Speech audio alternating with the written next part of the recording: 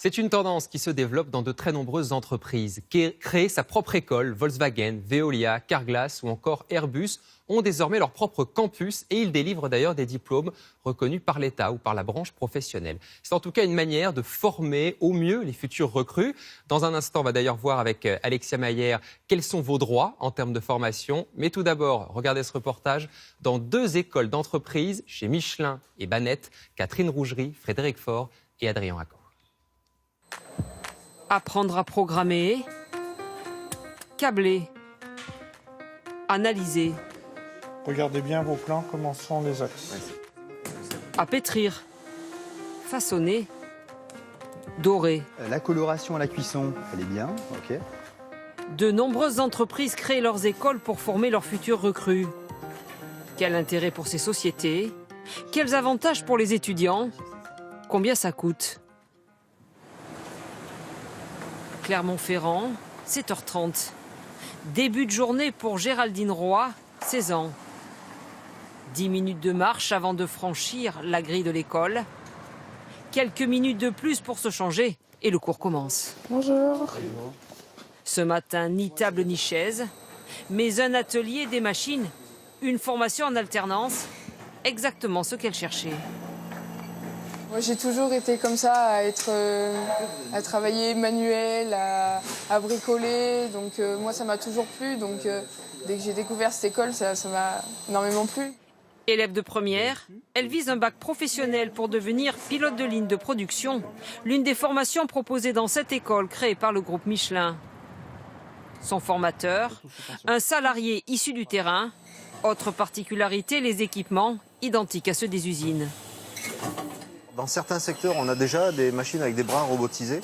Et puis, il faut être honnête, dans demain ou après-demain, ça sera les nouvelles machines. Et ces jeunes-là seront déjà formés. Recrutés après sélection, les élèves suivent les cours en petits groupes. On est vers l'intérieur et les trous vers le haut. On apprend chaque jour une nouvelle chose, par exemple. Cette gamme de montage, on ne l'avait jamais faite avant. Il y a des pièces qu'on n'a jamais vues, du coup le professeur nous explique ce que c'est. Puis après il y a l'esprit d'équipe aussi, on travaille tous ensemble. Autre intérêt, ces apprentis touchent entre 400 et 1000 euros selon leur âge. Je voulais quelque chose qui nous montre ce que c'était le travail et pas rester en cours. Je voulais mon indépendance, gagner mon argent. Pour le géant du pneumatique, cette école répond au manque de main-d'œuvre qualifiée.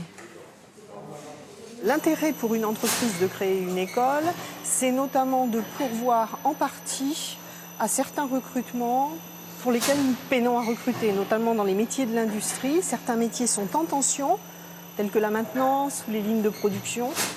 Depuis 2015, à la sortie de l'école, un quart des élèves a été recruté par l'entreprise. La moitié a poursuivi ses études. À 300 km de là, changement de décor. Gauthier Cricorian est ingénieur d'affaires, mais veut changer de métier. Mon grand-père, en fait, était boulanger dans la marine française de 36 à 48. Et donc, petit, je l'ai vu souvent travailler le pain. Et c'est vrai que c'est une passion que j'ai depuis très longtemps. Et après, voilà, il faut attendre le bon moment pour se lancer. Et il n'est pas le seul. Cet ancien militaire aspire aussi à une nouvelle vie. Qu'est-ce qu'on peut constater à première vue ? On constate qu'il y a une petite différence de façonnage. Pour sa reconversion, il a choisi l'école Banette. Coût de cette formation de 6 mois, 9 500 euros. 2 tiers financés par un congé formation, 1 tiers de sa poche. À la sortie, un diplôme reconnu par l'État. Dans cette formation, des cours de management sont réalisés, des cours de marketing, des cours de gestion. On va chercher quelque chose de plus pour pouvoir être chef d'entreprise. Ce qui prime ici, la mise en situation, produire en conditions réelles. Là, ils vont faire 90 viennoiseries, 80 baguettes, 60 banettes, 20 ou 40 pains. Donc on est sur des volumes bien plus importants. Tout a commencé dans les années 90 avec la pénurie de boulangers. Conséquence, il n'y a plus d'acheteurs pour ceux qui leur fournissent la farine, les meuniers. Ces derniers réagissent et décident d'ouvrir leur école. Nos meuniers sont toujours à l'écoute et à l'aide de nos anciens élèves qui sont artisans boulangers. On est toujours à leur côté. Un accompagnement dont a bénéficié ce boulanger, un ancien élève de l'école, installé aujourd'hui près de Paris. Pour moi, c'est vraiment le meilleur compromis qui puisse exister si on est décidé à s'installer. Ça ne donne pas toutes les clés. C'est à nous de nous battre. Hein. Après, on est accompagnés, mais c'est à nous de nous battre. Pour lui, l'école a été un tremplin. Je suis super satisfait, je suis épanoui. Hein. Je suis quelqu'un. Je suis un homme heureux, je suis établi, j'ai mon affaire. En 25 ans, plus de 1000 adultes ont été formés, dont 800 ont ouvert leur propre boulangerie. Je vais aller retrouver Alexia Mayer. Bonjour Alexia. Bonjour. On vient de le voir, pour les jeunes, il y a ces écoles d'entreprise, mais pour ceux qui ont déjà travaillé, il existe la formation professionnelle. Oui, Jean-Baptiste, il existe un compte unique, le compte personnel de formation. Et depuis son instauration, près de 600 000 personnes ont pu en bénéficier. Il permet d'accumuler des droits tout au long de sa vie professionnelle, mais il est plafonné à 150 heures. Ce qui est important, c'est de comprendre, c'est que plus d'un Français sur deux, 57%, se considère mal informé quant à ses droits, à ses formations. Ce compte, il faut l'activer en ligne. Et en France, 30 millions d'actifs y ont droit, mais seuls 5,2 millions de personnes ont suivi une formation. Alors justement, cette formation, comment on peut y avoir accès ? Alors prenons l'exemple d'un salarié. Là, c'est votre employeur qui calcule le nombre d'heures auxquelles vous avez droit en fonction de votre temps de travail annuel. Si vous travaillez à temps plein, vous avez droit à 24 heures par an. Si vous êtes en recherche d'emploi, c'est Pôle emploi qui pourra vous orienter. Bon, il y a évidemment plein de formations au choix. Je choisis laquelle, Alexia ? Alors, les formations les plus demandées sont la préparation aux tests de langue, au diplôme d'état d'aide-soignant ou au titre professionnel de cariste d'entrepôt. Mais si vous êtes en manque d'inspiration, voici les secteurs qui ont le plus recruté l'an passé. Regardez, en tête du classement, le secteur commercial avec un salaire annuel moyen de plus de 31 000 euros, suivi par le secteur informatique avec un salaire annuel moyen de plus de 35 000 euros et enfin l'hôtellerie-restauration, plus de 31 000 euros par an. Et puis les métiers liés à la santé, au transport et à la construction en bâtiment sont aussi porteurs. Effectivement, il faut bien choisir sa formation en fonction de ses critères. Merci beaucoup Alexia pour toutes ces précisions. Votre feuilleton à présent, et je vous rappelle qu'on va suivre cette semaine une course mythique qui se déroule en ce moment dans les Alpes. C'est la grande odyssée des hommes et leurs chiens de traîneau. Aujourd'hui, première course dans la station des Morillons. Et une bonne nouvelle pour nos deux concurrents, ils sont sur le podium. L'Odyssée des cimes, 4e épisode. Laetitia Legendre, Soigny Thiebaud et Juliette Cohen-Oliveri au montage. Précédemment, les chiens de Jean Combazard ont passé avec succès le contrôle vétérinaire. Avant la course, place au massage. Rémi Coste et son attelage font sensation devant les spectateurs.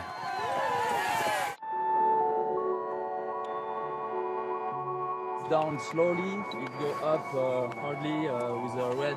À 1 heure du départ, Rémi et Jean sont un poil tendus. Take a lot of pleasure today. Le début du parcours donc commence par une montée. Vous avez ensuite un passage sur un plateau nordique très roulant, le plateau d'Agi. La Grande Odyssée fait partie des compétitions les plus difficiles au monde. Les pentes sont particulièrement raides. C'est pas des courses lancinantes où de temps en temps on peut s'ennuyer un peu. Une dernière chose. Celle-là, on s'ennuie. Sur la Grande Odyssée, on s'ennuie jamais. C'est garanti. Je pense que moi, ça va être une étape sage. Il va y avoir de la fougue, il va y avoir de l'envie, mais non, faut surtout pas. Faut résister à la vivacité que vont avoir les chiens. Pour cette première journée, dans la station des Morillons, Jean Combazard a choisi d'atteler un maximum de chiens, 10. Le parcours est technique.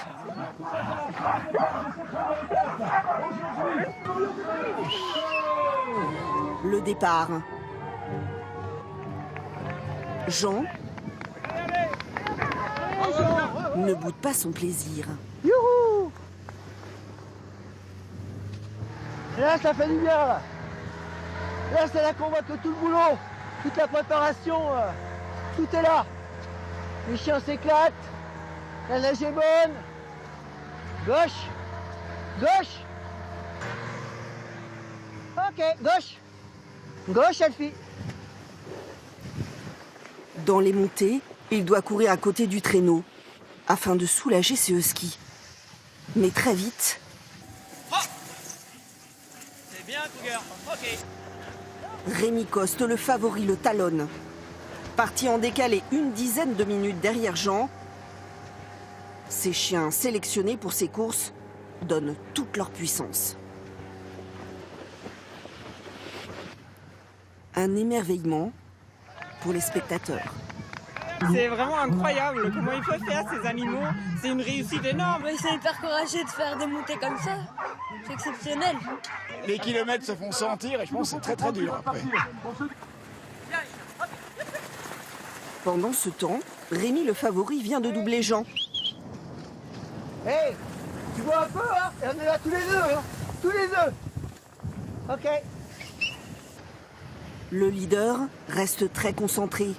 À peine le temps de se désaltérer. Il faut creuser un maximum l'écart avec les autres concurrents. Ah, je vais le doubler.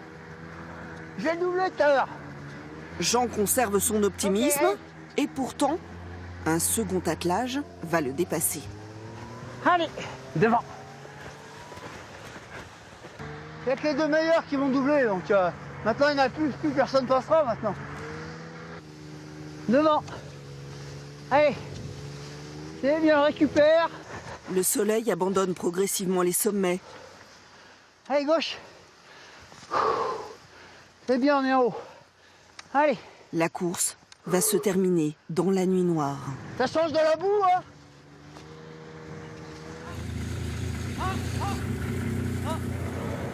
Les 40 km de l'étape, Rémi Coste, le favori, va les effectuer en 2h30. Le mouchard a levé le bras, le mouchard termine, il est en trombe. Il termine premier et file aussitôt féliciter ses champions. Mais il a creusé la différence. Rémi, regardez immédiatement, à peine a-t-il. 50 minutes plus tard, Jean arrive en 3e position. Allez Jean, voilà, regardez-le, notamment avec l'association Stop Hunger. Stop Hunger, c'est soutenu par une maison qui s'appelle Sodexo. Il s'est fait quelques frayeurs et a lourdement chuté dans une descente. Ah ouais, j'ai été traîné sur 500 mètres à un moment donné. J'ai perdu le bâton sur 500 mètres et je peux pas arrêter les chiens. Impossible d'arrêter les chiens. Mais il est sur le podium, aux côtés du leader Rémi Coste. Tous profitent. Demain, cela va se compliquer. Et nous allons maintenant... Le brouillard et la neige sont annoncés sur la Grande Odyssée. Et rendez-vous demain pour le dernier épisode de notre feuilleton. C'est la fin de ce journal. Dans un instant, la météo de Chloé Nabédian. À 20h, Anne-Sophie Lapix.